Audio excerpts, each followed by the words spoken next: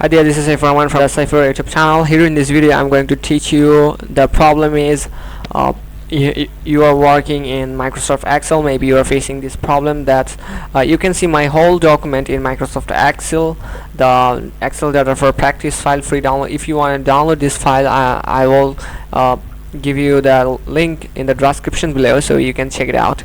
So now you can see here I have a data, the demo data.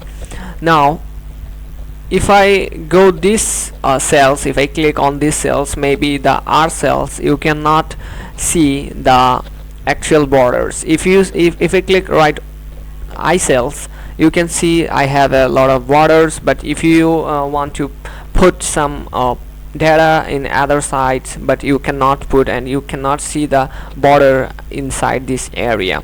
So this is a problem most of beginners facing. Actually, when I was a beginner in Microsoft Excel, so I faced it too much. So now I'm going to show you how to solve it. So in that case, Excel, in the top of Excel, you can see there is a lot of option: file, home, insert, page layout, formulas, data, review, view. So these all are tab. Okay, so you can see I've clicked on home tab. Now you have to click on view tab if you are facing this problem that I have just that I have declared some times ago.